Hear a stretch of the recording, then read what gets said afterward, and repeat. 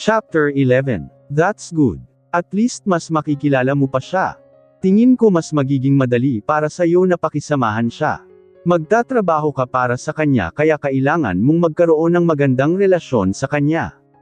Tumango ako. At bukod pa ron, curious din ako sa kanya. Para bang gusto ko siyang makilala pa. Nag-volunteer si Lance na ihatid ako bago siya dumiretso sa university. Miss Sophie, please kindly follow me, sabi ni Bea, isa sa mga trainee ng kumpanya.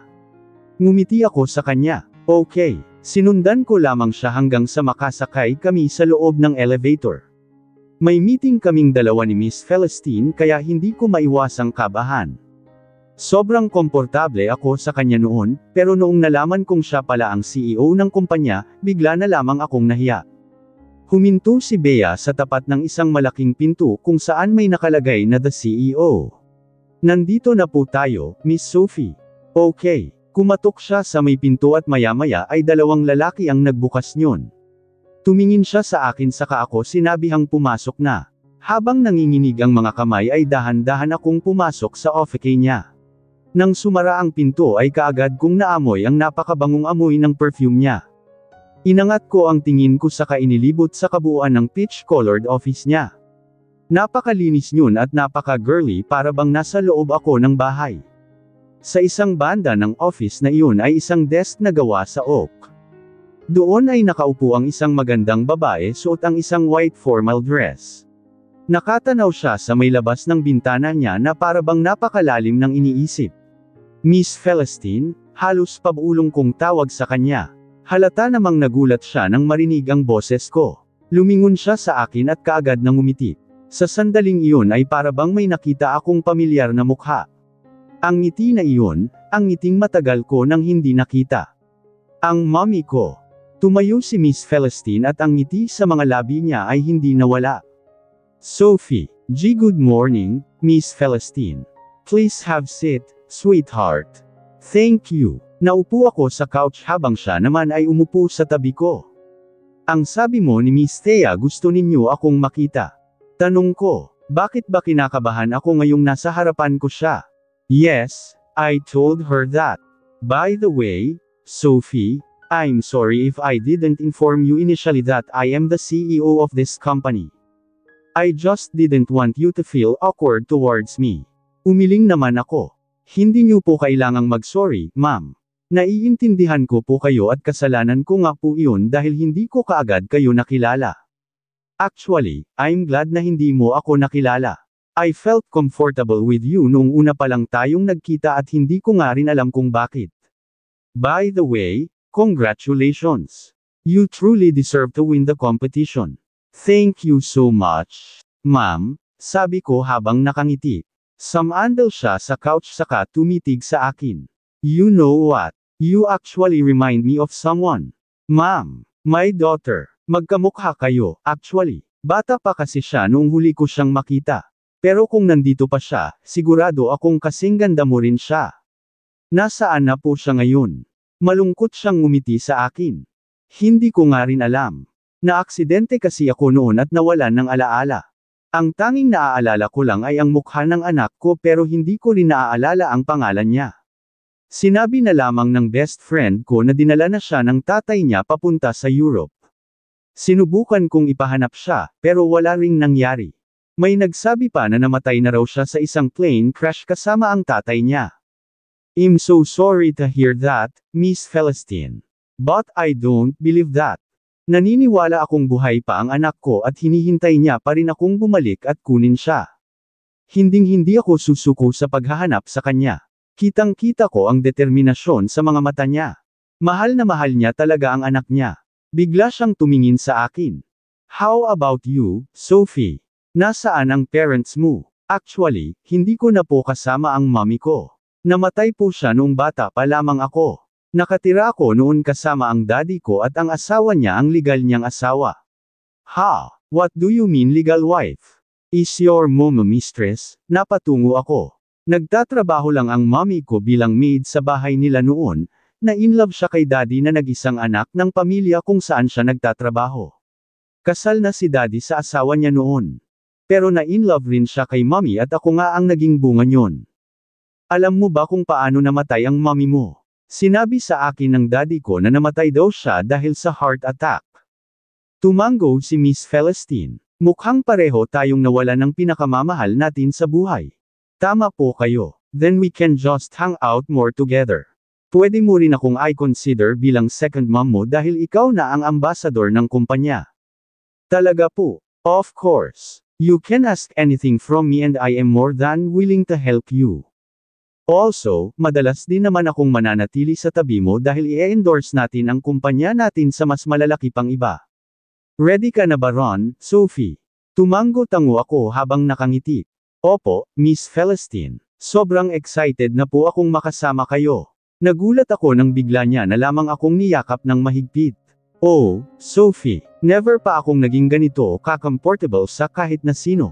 Ako rin po. Komportable po ako kapag kasama ko kayo, sabi ko naman saka ko siya niyakap pabalik. Hindi ko nga rin alam pero feeling ko safe ako habang yakap niya ako. Lance! Elle yelled. All of them turned around and looked in my direction. Lance stood up. I quickly walked towards him and punched him in the face. You fritz-king bastard! Vincent! Lance fell to the ground, and before he could even stand up, I punched him again. What did you say to Sophie, huh? What did you tell her? Vincent, Elle said stop it. What the hell is wrong with you? Mom yelled. Dad helped Lance stand up. He looked at me with confusion. Ano bang problema mo, V? What is my problem? You are my problem. What did you say to my wife, huh? Did you tell her to file a divorce? Did you tell her to just leave me and be with you instead? Anong pinagsasabi mo, V? Can you stop asking pretending? You've been with her for a month and you're still pretending as if you didn't do anything. She asked for a divorce from me. Who else do you think has said that to her? He shook his head. Wala akong sinabing kahit na ano pa man sa kanya, V. Ang tanging ginawa ko lang ay manatili sa tabi niya. Sinabi ko pa nga sa kanyang kausapin kani hindi ko nga alam na nanghingi siya ng divorce mula sa iyo. You fritz-king liar. You took advantage of her. You took her in because you want her to rely on you because you wanted her to forget about me. Naririnig mo ba ang mga sinasabi mo ngayon, V? Hindi ko kailanman inisip na gawin yun. Alam mo kung gaano kita pinahahalagahan bilang kapatid ko. Ako ang laging nagpapaubaya sa iyo, kahit pa masasaktan ako dahil doon, ako parati ang gumagawa ng mga choice na papabor sa iyo. And now you are saying that I owe you something. Lance, you always get what you want. All of the people that I love, all of them choose you, and now that I finally have Sophie, you are going to take her away from me, too. Because you always want everything to be on your side, you always want things to favor you. You don't owe me anything, Vincent, pero akala ko one day marirealize mo kung gaano kalaki ang isinakripisyo ko para sa iyo. Nagpasya akong maging doktor dahil gusto kong ikaw ang magmana ng kumpanya ni Dad. Hindi ako nag-confess kay Monica noon dahil alam kong masasaktan ka. Every thing that I did, everything was all because of you, V. Enough of this. Vincent, what are you doing? Why did you punch Lance and what the hell are you talking about again? Did you come here all of a sudden just to punch your brother? You never really changed. Mom yelled at me. Lang beses ko ba dapat sabihin sa'yo na hindi ko kailanman ninakaw si Sophie mula sa'yo? Ikaw ang dahilan kung bakit siya nagkaganon. You and your stupid feelings for Monica. You've hurt Sophie so much and you're thinking that she will forgive you so easily. Are you stupid? You fritz-king? Vincent, stop. This time, Dad was the one who yelled. He glared at Lance. Mom then stood between the two of you and looked at me. I can't believe you are going to fight dahil lang sa isang walang kwentang babae. Ikaw Vincent, hindi ka na talaga nagbago. Pumupunta ka lang talaga rito para magdala ng gulo. Blame your favorite son. He keeps on acting like the good guy when the truth is, he's just waiting for the right time. Hindi totoo yan, V. You know why people leave you. Because of your behavior. People leave you because you keep on blaming other people for things that you yourself have done. Mom yelled. Mom, can you just stop interrupting here? I said this is between me and that is why even your stupid dad left you. That made all of you as quiet. Mom, Lance whispered. I clenched my jaw. That's right, that is the reason why you never treated me like your own son, right? Because I'm just the son of that bastard who raped you. The son you never wanted. The sound of my mom's palm as it hit my face reverberated through the whole mansion. Right, that's why whenever I see you, all I can remember is the face of that monster, that stupid mafia who raped me. Venom, tingin mo ba tama ang desisyon ko? Tanong ko kay Venom habang umiinom kami ng wine at nanunood ng movie. Miss Sophie, tumingin ako sa kanya, sinabi ko kay Vincent na gusto ko nang makipag-divorce. Ginawa mo yun. Oo, sobra siyang nagalit at sinabi niya sa aking mahal niya ako. Mukhang hindi siya kailanman papayag na makipag-divorce sa akin. Mahal mo pa ba siya? Bigla niyang tanong. Uminom ako ng wine. Hindi naman nagbago ang feelings ko para sa kanya. Noong nakita ko nga siya, sobrang lakas ng tibok ng puso ko. Gusto ko siyang yakapin, halikan, gusto kong tumakbo palapit sa kanya at sabihin kung gaano ko siya na-miss, pero hindi ko ginawa. Naiintindihan kita, Miss Sophie. Kung ganoon naman pala, tingin ko kailangan mo munang mag-isip ng maigi. Huwag ka kaagad magfa-file ng divorce dahil siguradong pagsisisihan mo rin iyon sa huli. Tingin ko kailangan mong bigyan si boss ng chance para patunayan sa'yo kung gaano kanya kamahal. Kapag sinabi niyang mas mahal kanya kaysa kay Miss Monica, tingin ko nagsasabi naman siya ng totoo. Masyadong diretso magsalita si boss. Kapag sinabi niyang gusto niya ang isang bagay o tao, gusto niya talaga iyon. Tingin ko mahal ka talaga niya, Miss Sophie. Bumuntong hininga ako. Pero ayaw ko na siyang mahalin pa, ayaw ko nang masaktan pa. Miss Sophie, part naman ng pagmamahal ang sakit. Wala namang perfect love. Kapag binigyan mo ng chance si boss, mapapatunayan niya sa iyong nagsasabi siya ng totoo. Kung hindi niya mapatunayan, iyon na ang panahon para mag-decide ka kung tatanggapin mo pa siya ulit o hindi na. Hindi ko na talaga alam ang gagawin ko, Venom. Mahal ko pa rin si Vincent pero mayroon sa loob ko na ayaw na siyang tanggapin dahil pakiramdam ko masasaktan lang din ako sa hole. Tinapik ni Venom ang balikat ko. Kaya mulayan, Miss Sophie. Ikaw ang pinakamalakas at matapang na taong nakilala ko. Hindi totoo iyan. Ako nga yata ang pinakaiyakin na nakilala mo. Ang pag-iyak ay nangangahulugang matapang ka para aminin sa sarili mong nasaktan ka talaga. Hay nako, Venom. Hindi ko talaga alam ang gagawin ko kung wala ka. Salamat dahil nanatili ka sa tabi ko, sabi ko saka isinandal ang ulo ko sa balikat niya. Hinimas niya naman ang buhok ko. Magmula nang inassign ako ni boss na maging bodyguard mo, ipinangako ko na sa sarili ko na mananatili ako sa tabi mo kahit na ano pa man ang mangyari. Maraming salamat, Venom. Want a ride? Kaagad akong napangiti nang makita ko si Lance. Sure, basta ba kasing gwapo mo ang driver ko. Bumaba siya mula sa kotse niya saka binuksan ang pinto niyon para sa akin. Parati akong inihahatid ni Lance sa kumpanya namin at tingin ko nga mas nagiging close pa kami sa isa't isa. May gagawin ka ba next week? Bigla niyang tanong sa akin. Ha, next week? Well, sa pagkakatanda ko may meeting ako sa CEO ng Georgina Holdings, pero pagkatapos naman noon wala na akong gagawin. That's good to hear, then maybe we can go out and eat somewhere. Tumitig muna ako sa kanya bago nagsalita. Sure. Ngumiti lamang siya at saka nagpatuloy sa pagdadrive. Bakit niya kaya ako biglang inayang lumabas? May sasabihin kaya siya sa akin. Nagpunta si V sa bahay ng parents namin kahapon. Ha? Tumingin siya sa akin. Sinabihan niya akong ibalik ka sa kanya. Sobra siyang desperado, Sophie. Tingin ko hinding-hindi siya magfa-file ng divorce. Alam ko, hahayaan ko na lamang siyang gawin ang gusto niya sa ngayon. Tingin ko ay tatanungin ko na lang siya ulit kapag nag-iisip na siya ng tama. Wait, Lance. Sinaktan ka ba niya? Ano yang sugat sa mukha mo? Tanong ko saka sinubukang hawakan ang sugat niya sa may labi pero nag-iba siya ng tingin. Wala ta. Hindi na naman masakit, Ouchel, hindi na masakit, ha? Sarkastiko kong sabi sa kanya. Hindi, nagamot ko na ta. Hindi mo na kailangan pang mag-alala sa akin, Sophie.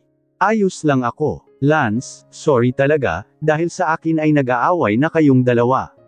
Kasalanan ko to. Nasasaktan ka ng dahil sa akin. Inihinto niya ang kotse saka tumingin sa akin. Sophie, ayos lang sa akin ang masaktan basta para sa'yo. You did really great, Sophie. I was really impressed.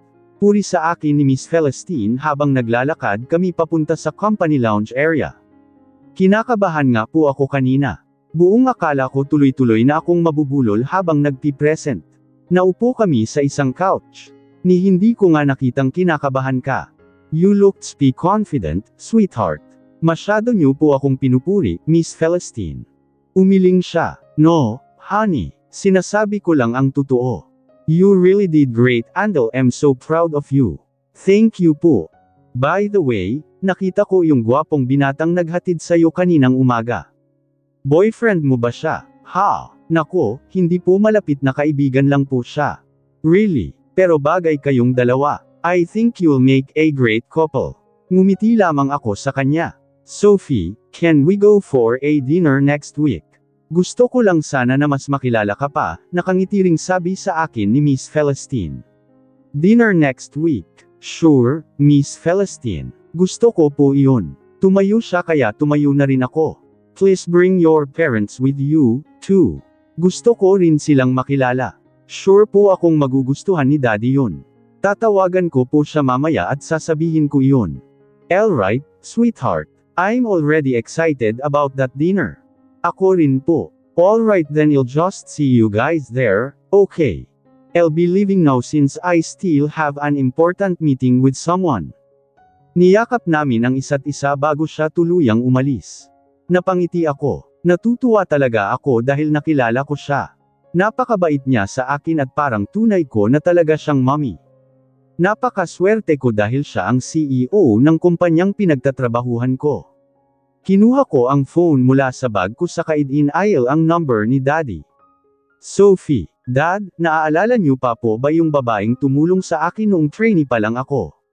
Sinabi niya po sa akin na gusto niya tayong mag-dinner next week. Gusto niya pong sumama kayo sa akin.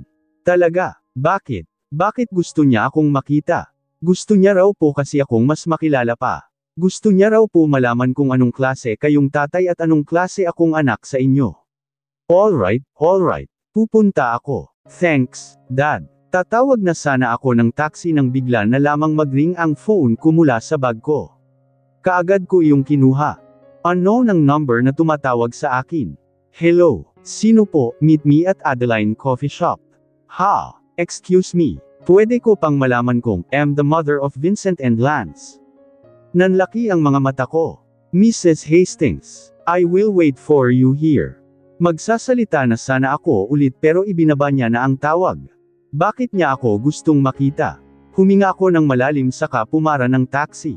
Sobra akong kinakabahan sa biyahe hanggang sa huminto na yun sa tapat ng Adeline Coffee Shop. Sinigurado kong maayos na ang hitsura ko bago pumasok sa loob.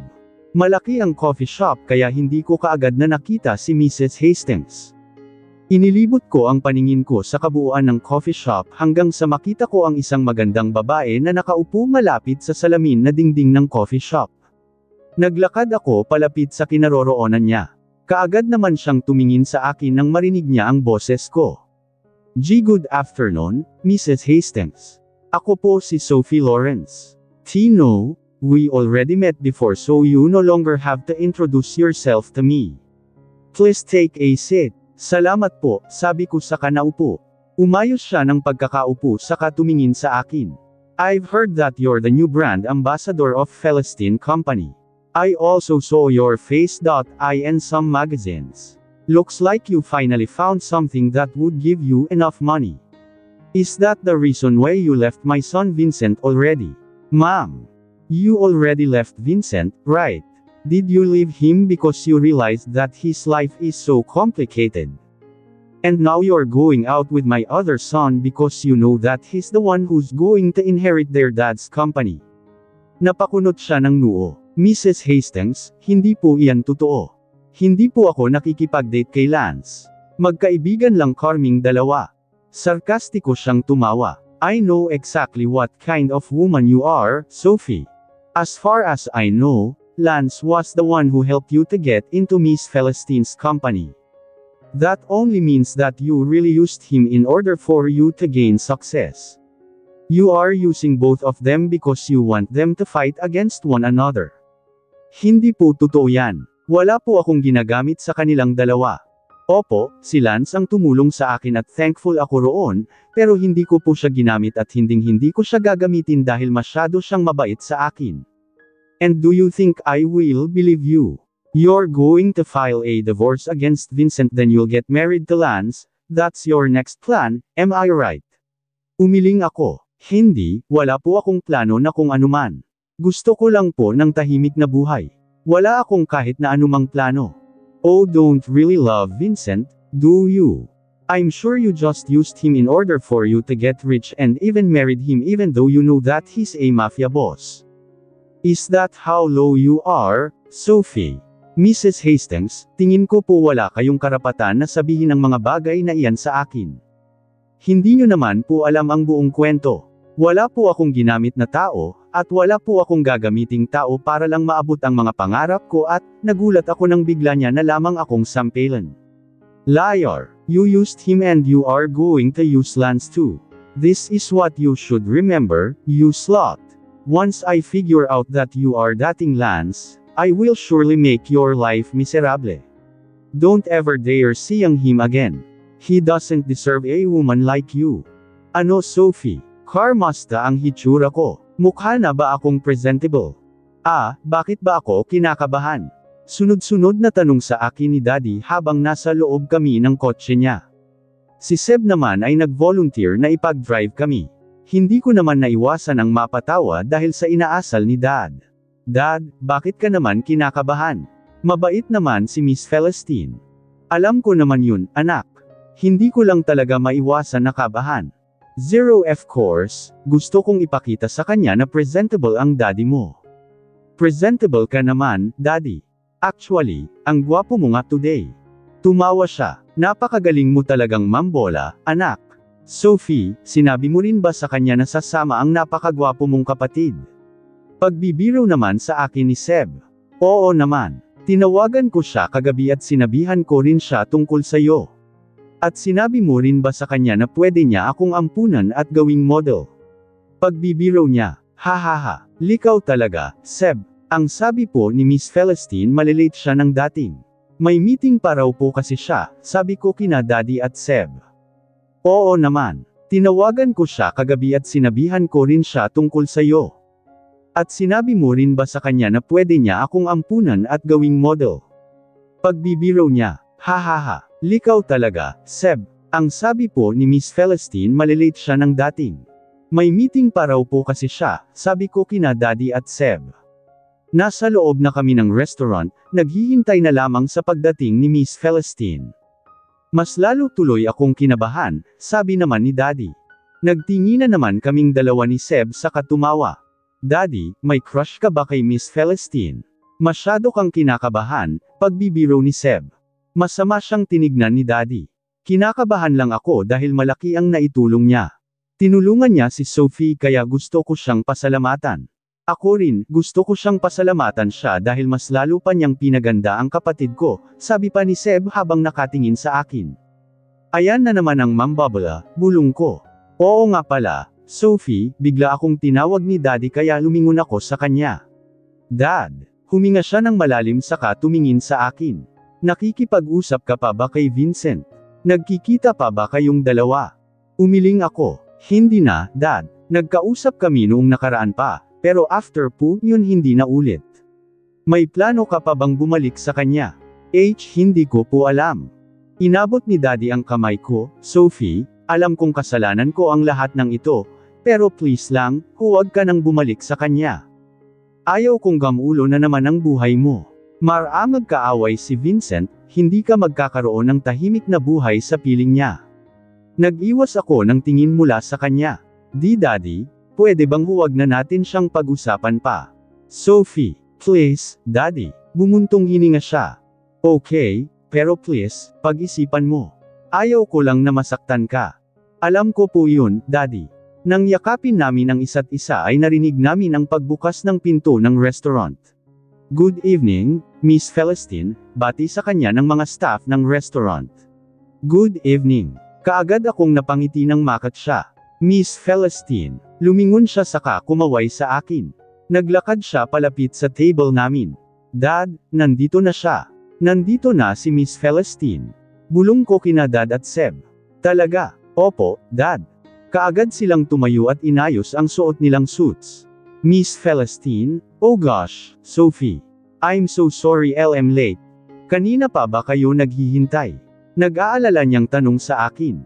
Umiling naman ako. "Hindi po. Kara-rating lang din po namin dito." "Thank you so much. You are so sweet. By the way, Miss Celestine, gusto ko po palang ipakilala sa inyo ang daddy ko at ang stepbrother ko." "Daddy, siya po si Miss Celestine. Siya ang CEO ng Celestine Company at siya rin po ang tumulong sa akin noon pa man." Kaagad na lumingon sa kanya si Daddy. "Good evening, Miss Anna." Nabigla ako nang biglang huminto si Daddy sa pagsasalita. Bakas sa mukha niya ang pagkagulat nang makita si Miss Celestine. Si Miss Celestine ay gulat ding nakatingin sa kanya. "Albert." Tumingin ako sa kanilang dalawa nang nagtataka. "Daddy, kilala niyo ba ang isa't isa?" Tumingin lamang sa akin si Daddy pero walang sinabi na kung anuman. Maging si Miss Celestine ay nakatingin lang din sa akin nang nangingilid ang luha sa mga mata. "Anong nangyayari? Kilala ba nila ang isa't isa?" "Dad, kilala mo siya. Kilala mo si Miss Celestine?" Panay ang tanong ko kay Daddy pero hindi niya ako sinasagot. Tumingin naman ako kay Miss Celestine at nakita ko ang luha sa mga mata niya. "Albert, how can you do this to me? I thought you already died." "Namatay?" Nagtataka kong tanong. "Ana, anong?" Tumingin sa akin si Miss Celestine. Tuloy-tuloy ang pagpatak ng luha mula sa mga mata niya habang naglalakad palapit sa akin. "Siya ba ang anak ko?" Nanlaki ang mga mata ko. "Anak? Dad, anong ibig niyang sabihin? Please, sabihin mo sa akin kung anong nangyayari, Dad." Sigaw ko habang umiiyak na rin. "Sophie, siya ang mommy mo, anak." Napanganga ako dahil sa narinig ko. Pero alam ko ang mukha ng mommy ko. May picture niya pa nga ako. "Hindi yun ang mommy mo, Sophie." "Ano? Ang nanay mo ay si Celestine, kapatid siya ng Aunt Natalie mo. Nagkaroon kami ng affair noon at ikaw ang naging bunga niyon. Nang malaman namin na buntis siya, nag-isip kaagad kami ng paraan para maitago ka mula sa pamilya ko, pero nang ipinanganak ka na niya ay nalaman ni Natalie ang tungkol doon. Isang araw, habang wala si Celestine ay kinuha ka ni Natalie at dinala kung saan. Buong akala niya malalayo ka na niya, pero hindi niya napansin na isa sa mga katulong namin ay nakasunod sa kanya. Ang katulong na iyon ang nakagisnan mong ina. Ang nag-alaga sa iyo hanggang paglaki mo." Umiling-iling ako. Patuloy pa rin sa pagpatak ang luha mula sa mga mata ko. Hindi totoo yan. "Hind, Sophie, anak ko." Sinubukan akong yakapin ni Miss Celestine, pero kaagad akong umiwas sa kanya. "Niloko ninyo akong lahat, pinaniwala niyo ako sa isang bagay na hindi naman totoo. Buong buhay ko akala ko si Mommy Hannah ang nanay ko. Siya ang nag-alaga sa akin. Siya ang nanay ko. I'm so sorry, Sophie. I'm so sorry." Masyado akong natuwa noong oras na liyon. Sobrang saya ko nang ipinanganak kita. Ikaw lamang ang pinakamagandang bagay na mayroon ako. Pero noong nagda-drive na ako pauwi, bigla ko na lamang nalaman na may problema sa brake ng kotse ko. Hindi nakita pa ulit. Nakomatose ako for 3 months at nang magising ako ay wala na akong naaalala. Muli akong tumingin kay Daddy. "Bakit hindi mo sinabi sa akin, Dad? Buong buhay ko nakita kita bilang pinaka-perpektong ama. Mahal na mahal kita. Akala ko'y nagsasabi tayo ng totoo sa isa't isa, pero ginawa mo ito sa akin, Daddy. First, I'm so sorry, Sophie. I'm so sorry." Lumingon ako kay Miss Celestine. "At ikaw, bakit hindi mo man lang ako hinanap? Ang tagal kong nawala sa piling mo pero hindi mo man lang ako hinanap. Hindi mo man lang hinanap ang anak mo kahit na may kakayanan ka na namang gawin iyon. Sophie, hindi ako pinayagan ng pamilya ni Albert na makita ka. Itinago ka nila sa akin. Hindi ko rin alam kung paano nila nagawa iyon, pero hinanap kita, Sophie, hinanap kita." Umiling-iling ako. Hindi ko na alam kung ano na ang paniniwalaan ko. I hate all of you. I hate all of you. Mga sinungaling kayo. Pinunasan ko ang luha mula sa mga mata ko saka tumakbo paalis. Venom. Pagkakita ko pa lamang kay Venom ay kaagad na akong tumakbo palapit sa kanya saka ko siya niyakap ng mahigpit. Miss Sophie, bakit ka umiiyak? Mas hinigpitan ko pa ang yakap ko sa kanya. Umiyak lamang ako ng umiyak habang si Venom naman ay sinusubukan akong patahanan. Dinala niya ang kotse ko at siya na rin ang nag-drive sa amin pauwi. Miss Sophie, heto ang tubig. Uminom ka muna, sabi niya saka inabot sa akin ang isang baso ng tubig. Kaagad kong kinuha iyon at ininom. Naupo si Venom sa tabi ko sa couch saka tumingin sa akin. Gusto mo na bang magpahinga, Miss Sophie? Yumangin ako sa kanya. Makikipagkita dapat kami sa kanya kanina, pero nang magkita sila ni Daddy ay nakilala nila ang isa't isa, tapos ay sinabi nila sa akin ang totoo. Ang mommy mo ay si Miss Celestine. Pero iyong babae yung maid na, siya ang kumupkop sa akin nang subukan akong itapon ni Aunt Natalie. Miss Sophie, Venom, buong buhay ko ay pinaniwala ko sila, at ngayon, bigla ko na lamang malalaman na si Miss Celestine ang mommy ko. Hindi ko na alam kung paniniwalaan ko pa sila. Bigla niya akong niyakap at hinimas ang likod ko. Ayos lang yan, Miss Sophie. Ang daddy ko, siya ang pinakapinagkakatiwalaan ko. Paano niya nagawang magsinungaling sa akin? Galit ka sa kanya. Galit na galit ako sa kanya. Galit ako dahil nagsinungaling siya sa akin. Kay Miss Celestine, galit ka rin ba? Hindi ako nakapagsalita. Maya-maya ay bigla na lamang nagring ang phone ko. Si Miss Celestine, ayaw mo bang sagutin? Tanong sa akin and Venom. Natatakot ako, Venom. Ayaw ko munang makipag-usap sa kanya. Maya-maya ay tumigil na rin ang pagting. Nag-iwan na lamang siya ng message. From, Miss Celestine Sophie, please let me talk to you tomorrow. Meet me at my office. Please. Tinapik ni Venom ang balikat ko. Miss Sophie, sasamahan kita. Salamat, Venom, pero tingin ko mag-isa na lang akong pupunta roon. Marami rin akong gustong itanong sa kanya. Marami akong gustong sabihin. Kaya mo yan, Miss Sophie. Napagpasyahan kong bisitahin ang mommy ko na si Hannah sa libingan niya para bigyan siya ng bulaklak. Mommy, hindi ko na alam ang gagawin ko. Hindi ko alam kung anong paniniwalaan ko. Kung nandito ka lang sana, siguradong sasabihin mo sa akin ang totoo. Ikaw lang ang paniniwalaan ko. Pinunasan ko ang luha mula sa mga mata ko. Kumusta ka na, mommy? Sana ayos ka lang dyan sa langit. I love you so much, mom. Nanatili ako roon sandali hanggang sa mapagpasyahan ko ng tumayo. Babalik ako, mommy. Aalis na sana ako, pero bigla na lamang may dumating na babae at may hawak na isang bouquet.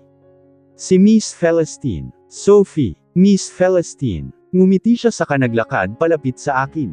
Inilapag niya libingan ni mommy ang bouquet na dala niya. Gusto kitang pasalamatan, Hannah.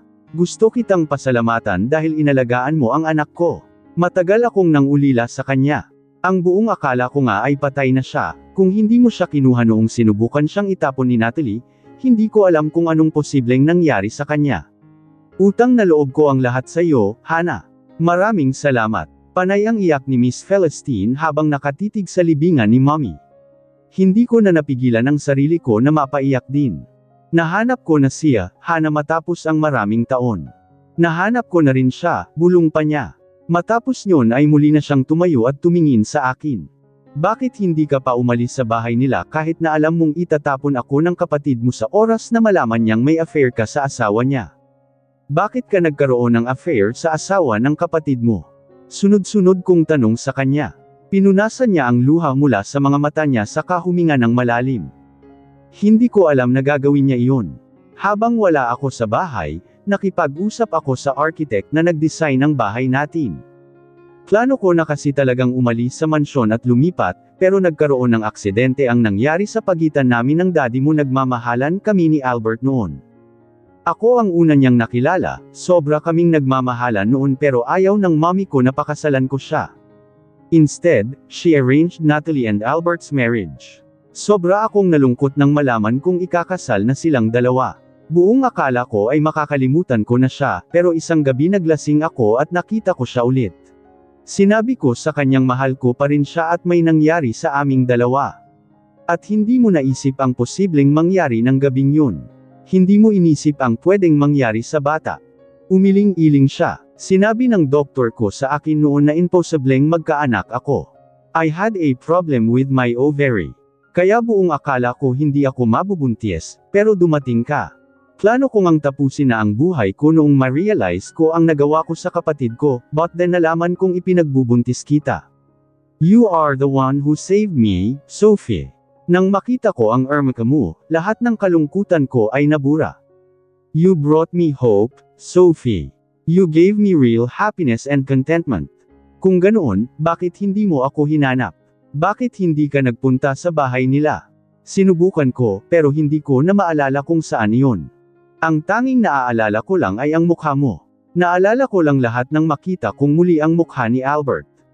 May idea ka man lang ba kung anong nangyari sa akin? Alam mo ba kung paano ako trinato ni Aunt Natalie habang nasa poder nila ako, Sophie? Nagsimula ng umagos ang luha mula sa mga mata ko. Trinato nila ako na parang maid. Si Aunt Natalie, parati niya akong sinasaktan kapag may nagagawa akong mali. Kahit kailan hindi niya ako tinrato ng maganda, and guess what? Kinailangan ko pang magpakasal sa taong hindi ko mahal para lang may salbo ang pamilya nila. Nanlaki ang mga mata niya sa sinabi ko. Ano? Ikinasal ka. Pero bakit? Kanino? Nagpakasal ako sa isang mafia boss. May utang sa kanya si Daddy at dahil sinabi niyang papatayin niya ang pamilya ko kapag hindi ako binigay ni Daddy sa kanya, nag-volunteer na lamang akong pakasalan siya. Oh, Sophie, I'm so sorry, Sophie. I'm sorry. At ngayon, iyon ang dahilan kung bakit kailangan kong maranasan ang lahat ng ito. Hinayla ako ni Miss Celestine palapit sa kanya saka ako niyakap ng mahigpit. So sorry, Sophie. Pwede ko bang malaman kung saan ka pupunta, Miss Sophie? Tanong sa akin ni Venom nang makita niya akong nag-aayos. Nagsuot lamang ako ng simpleng yellow chiffon dress at itinali ang buhok ko ng papusad. Simple lang din ang make-up na in-apply ko. Magdi-dinner lang kaming dalawa ni Lance. Talaga? Oo. May sasabihin daw siyang importante sa akin. Tumanggo naman siya. Natutuwa ako dahil may lakas ka nang magsimula ulit, Miss Sophie. Ano, Venom, magkaibigan lang kaming dalawa ni Lance. Pero hindi ibig sabihin yun ay hindi na kayo pwedeng magkaroon ng relasyon na higit pa roon, panunukso pa niya. Umiling-iling na lamang ako habang nakangiti nang bigla na lamang mag-ring ang phone ko. Hello, Lance. Nasa labas na ako. Ready ka na? Oo. Bababa na lang ako, hintayin mo ako. Okay. Matapos kong ibinaba ang tawag ay nakangiti akong tumingin kay Venom. Aalis na ako, ha? Sige, Miss Sophie, mag-iingat ka. See you later. Matapos na iyon ay lumabas na rin ako. Pagkalabas ko ng building ay kaagad kong nakita si Lance na naghihintay sa akin habang nakatingin sa orasan niya.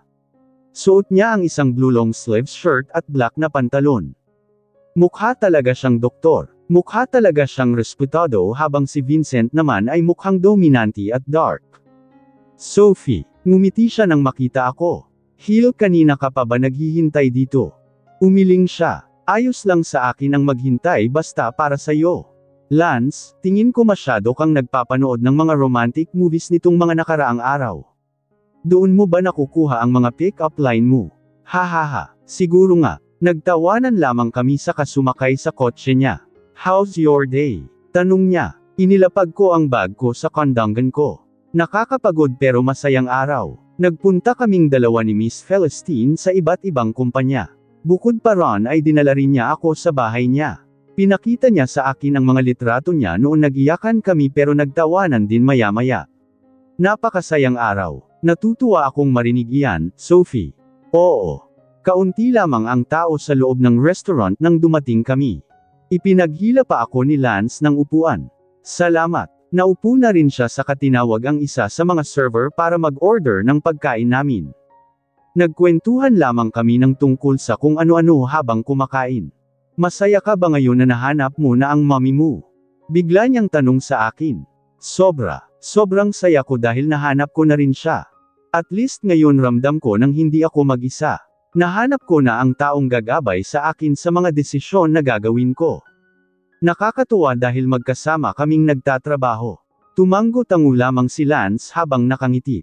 Actually, Sophie, ang dahan kung bakit inaya kitang mag-dinner ay dahil may gusto akong sabihin sa'yo.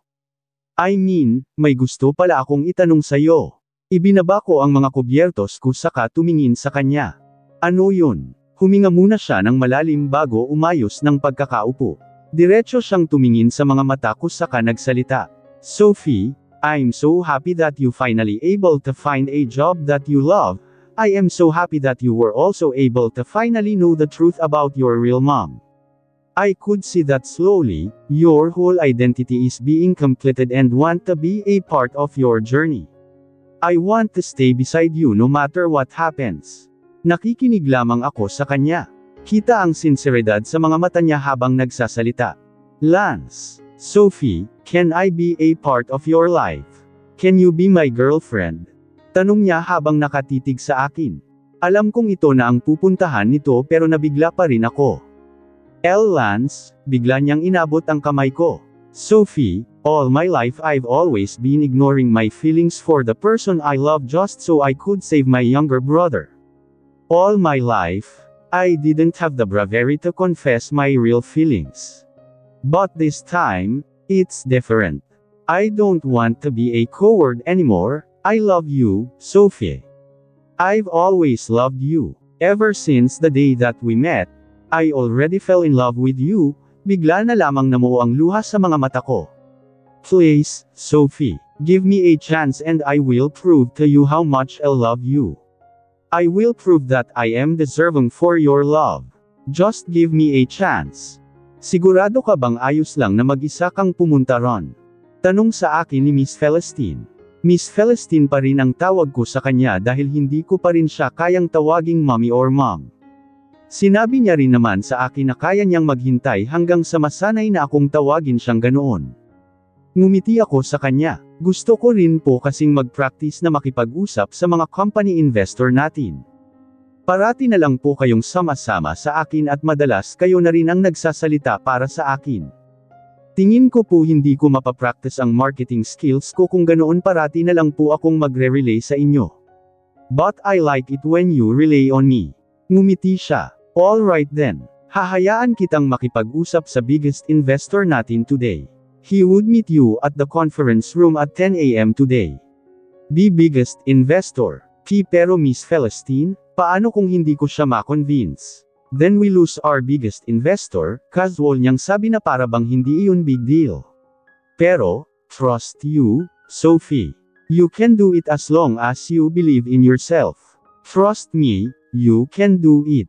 Gusto ko sanang humindi, pero ang ngiti niya ay sapat na para pakalmahin ako. Maya-maya ay lumabas na ako sa office niya saka tinawagan si Venom.